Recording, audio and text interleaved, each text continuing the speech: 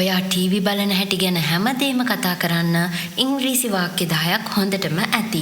මේක පුංචි උපක්‍රමයක්. මෙන්න මේ වාක්‍ය 10 කටපාඩම් කරගත්තොත් කාත් එක්ක ඉංග්‍රීසියෙන් කතා කරද්දී ඔයාට පුළුවන් මේ වාක්‍ය 10න් අදාළ වාක්‍ය තෝරගෙන ඔයාට ඕනේ අදහස ඉක්මනට ප්‍රකාශ කරන්න. ඉතින් මේ වගේ උපක්‍රමات ඔන්න ඉංග්‍රීසි කතා කරද්දී අපිට අවශ්‍ය වෙනවා. එහෙනම් අපි දැන් යමු අපේ වාක්‍ය 10ට. I am a big fan of TV shows. මේකේ තේරුම තමයි මම TV shows වලට ගොඩාක් කැමතියි කියන එක. මෙතනදී I like කියලා භාවිතා කරොත් ඒක හරි සාමාන්‍ය ක්‍රමවේදයක් නේ. හැබැයි ඊට වඩා ලස්සනට අපිට කියන්න පුළුවන් I am a big fan of TV shows. I am a big fan of teledramas. I am a big fan of movies. I am a big fan of English movies. මෙන්න මේ විදිහට. ඔයා කැමති මොකටද? ඒ දේ අපිට ඉදිරිපත් කරන්න පුළුවන් I am a big fan කියන වාක්‍ය භාවිතා කරලා. I like watching movies, not TV series. මම movies බලන්න කැමති, හැබැයි TV series බලන්න කැමති නෑ.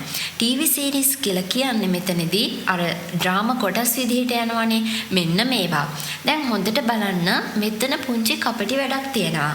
දැන් ඔයා movies බලන්න කැමතියි කියලා වාට මේ වාක්‍ය ඕනේ නම් නවත්තන්න පුළුවන්නේ I like watching movies කියලා. හැබැයි අපිට මේ සංවාදය කාත් එක්ක හරි කතා කරද්දී අපිට පුළුවන් මේ සංවාදය ටිකක් දික් කරගන්න ඔයා කැමති දේ වගේම අකමැති දේ ගැන ප්‍රකාශ කරලා. හරි සරල දෙයක් නේ කියන්න තියෙන්නේ. not කියන එක දාලා ඔයා අකමැති දේ කියනවා. I like watching movies, not TV series. ඊළඟට කවුරු හරි ඔයගෙන් ඇහුවා කියලා හිතන්නකෝ ඔයා ටීවී බලනවද කියලා. එහෙනම් එතනදී ඔයාට කියන්න පුළුවන් I used to but I don't have time now. ඒ කියන්නේ මම ඉස්සර ටීවී බැලුවා හැබැයි දැන් නම් මට වෙලාව නැහැ. I used to කියලා කියන්නේ ඉස්සර කළා කියන අර්ථය. මේ used to කියන වචනය භාවිතා කරන හැටි ගැන මම වෙනම පාඩමක් කරලා තියෙනවා.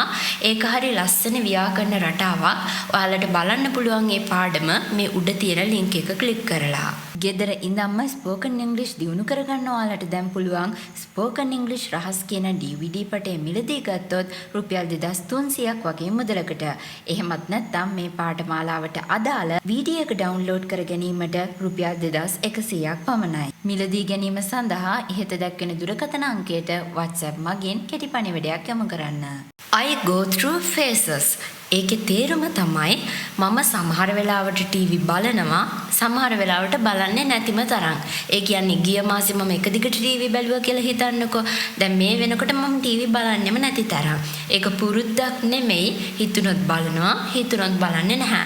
මේ අදහස ප්‍රකාශ කරන්න පුළුවන් අපිට I go through phases කියන වාක්‍ය රටාව මගින්. ඊළඟට I put something on in the background while I am doing other things. මේක ගොඩාක් අය කරන වැඩක්. හැබැයි ඔක අපිට ඉංග්‍රීසියෙන් කියා ගන්න සමහර වෙලාවට හරි අමාරුයි. මේ වාක්‍යයේ තේරුම තමයි මම ගෙදර අනිත් වැඩ කරන ගමන් ටීවී එක දාලා තියෙනවා. දැන් ආපහු අපි මේ වාක්‍යය දැන් බලමු. I put something on. ඒ කියන්නේ මම මොනවා හරි දානවා. In the background පසුබිමින්. while කියලා කියන්නේ අතරතුරේදී. I am doing other things. මම අනිත් වැඩ කරන අතරතුරේදී. There are a lot of advertisement. ගොඩාක් ඇඩ්වර්ටයිස්මන්ට් වෙළඳ දැන්වීම් යනවා. දැන් මොකක් හරි මූවි එකක් බලනවා, ඩ්‍රාමා එකක් බලනවා කියලා හිතන්නකෝ. ඔයාලට මේක ටිකක් බෝරින් වෙනවා ඇඩ්වර්ටයිස්මන්ට් නිසා. එතකොට ඔයා කියනවා there are a lot of advertisement. එහෙම නැත්නම් ඔයා මේ බලන දේ ගැන කිසිම කැමැත්තක් නැහැ. එහෙම නැත්නම් කවුරු හරි ඔයාගෙන් අහනවා ඔයා මේ ඩ්‍රාමා එක බලනවද? ඔයා මේ මූවි එක බැලුවද? ඒක ලස්සනයි නේද කියලා. හැබැයි ඔයා අකමැති නම් not interesting කියලා කියන්න පුළුවන් ඔයාට.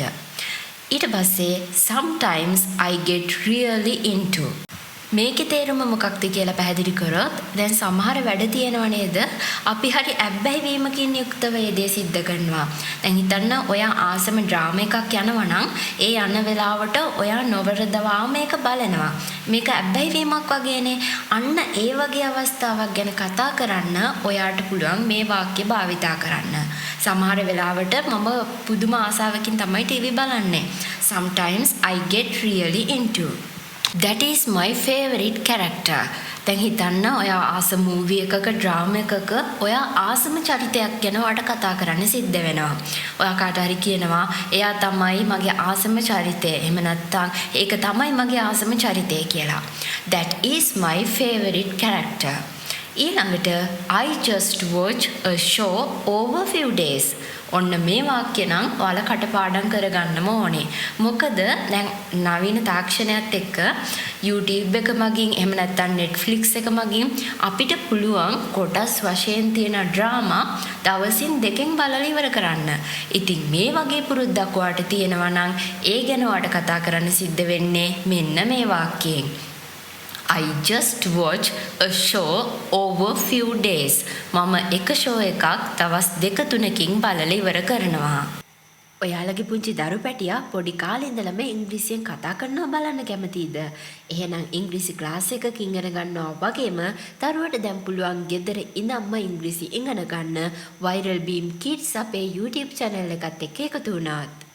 ඉතින් ඔයාලා මගේ මේ වීඩියෝ එකට කැමති නම් ඔන්න අමතක නොකර මගේ වීඩියෝ එකට ලයික් එකක් දාන්න. ඔයාලගේ කමෙන්ට් එකත් මට ගොඩාක් වැදගත්. යාළුවොත් එක්ක වීඩියෝ එක ෂෙයා කරගන්නත් ඔන්න අමතක කරන්න එපා.